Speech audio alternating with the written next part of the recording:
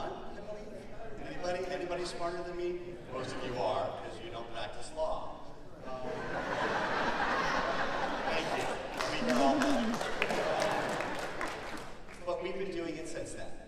And we have had to break down and rebuild hundreds of attorneys over the years, because being a provider attorney is different than being a traditional practicing attorney. I have never billed a member for my time. I only bill my firm, and we bill these guys.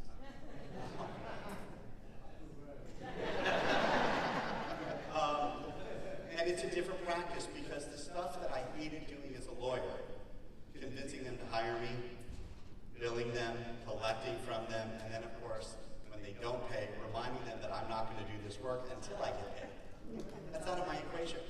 That's their job and your job. All I get to do, and I say get because it's not a have to, it's a choice. I get to talk to people about their legal issues every day. And the best part for me is I get to kind of break the chain, if you will, where when I'm talking to someone and they wonder, when is the axe going to fall, where he's going to tell me what I have to pay to do this? I don't do that. We're just talking. And we're taking the time to get to the point when I'm able to answer, maybe not cure, maybe not fix, but answer their question. Does that answer your question? Yeah, that's good. Thank you. Okay, that's one. So, it only gets better from here.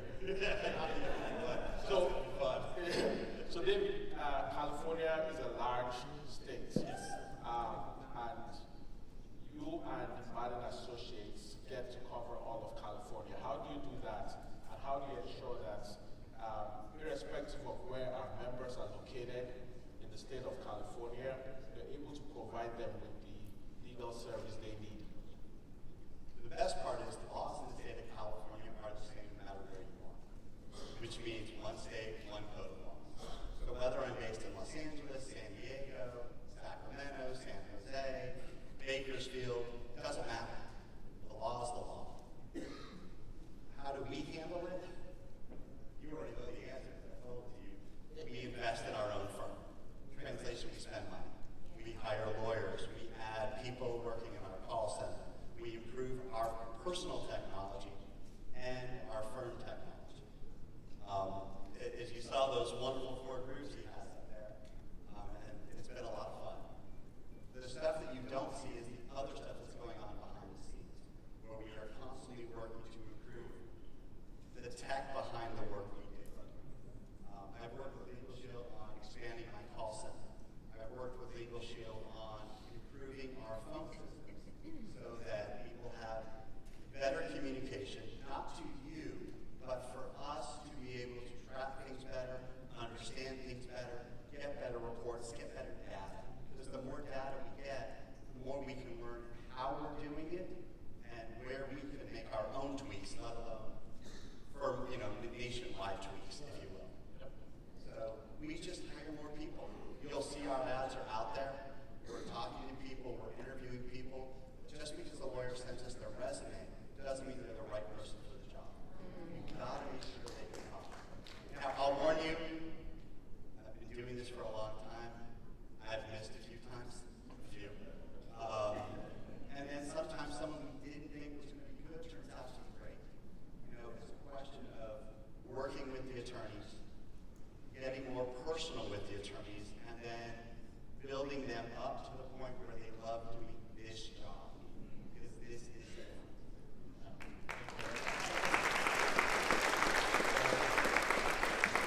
So that's a good segue to the trick question that I added in. So thinking about attorneys and the service they provide to our members, what are your thoughts on how do we measure attorney empathy? How do we make sure that the attorneys are always not just delivering a great legal experience,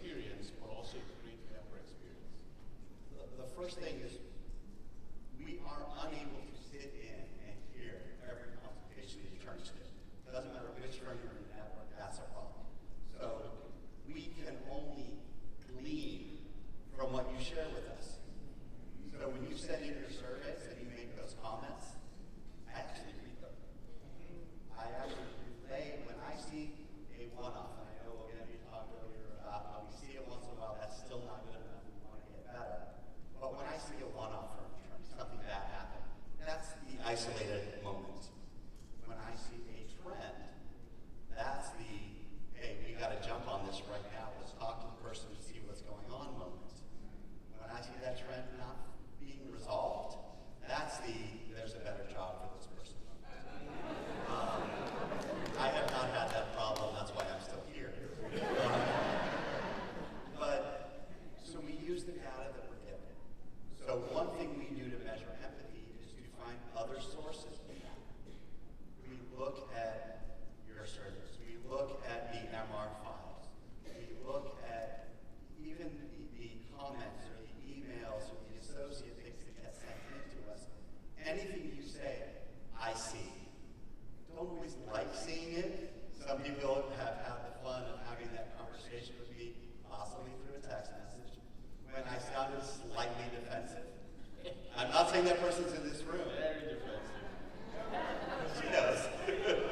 But the other thing is, when I get like that, it's the weird thing about my brain. I'll go to sleep, and I'll wake up in the middle of the night and go, oh, that S with the ampersand and other things. There's something else we could do. We need to change this. And so we're learning that. We had one recently with a tech glitch where we had a yes man. So I'm getting him now. It's my turn. And the cool thing about that meeting was that we came up with a resolution that works for everyone. We do what we do, and then they're going to fix the tech part. But we're going to make sure that the member gets the service the member needs to get, because they are coming here for that service.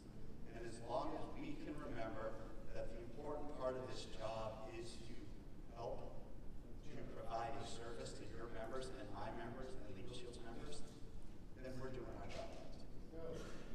Awesome. I have a success story. All right. Now I know why. So I do a little bit of law still. Do a lot of management, and I'm going to spend a lot more time doing management because other obligations have just been rolled off. It gives me more time to be a pain work, which is great. But I got a case, and I was talking with this member, and there was an issue going on. I can't get into the issue because that would violate attorney-client privilege. But it wasn't the issue she presented. She started talking about X, and we talked, and we were talking for a while, and I kept going back because something didn't feel right. And eventually it came out that what she wasn't upset about was, I'm an immigration lawyer, so her status, it was about the billing that came with that, and that she was being forced to pay things. I know as an attorney, you can't pay them. You can't force the person to pay those bills. That's the employer's responsibility. So I explained this to her, and we talked about it, and I said, can I do this for you? Because she didn't want to bother them. She was afraid of her former employer. And I said, can I please write this letter? I showed her what it was going to say. She was comfortable with it. I sent her. On Tuesday, when I got back from vacation, was a response from the former employer offering to pay the refund and give her money back that they were improperly collected. She couldn't believe. She's like, and then we've been responding. She's like, all I wanted them to do was leave me alone, but now I get my money back. And I'm like,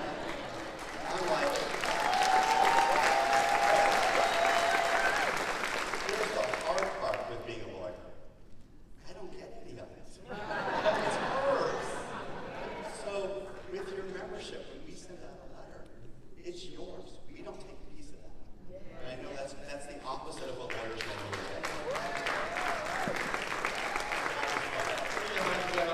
Thank you so much.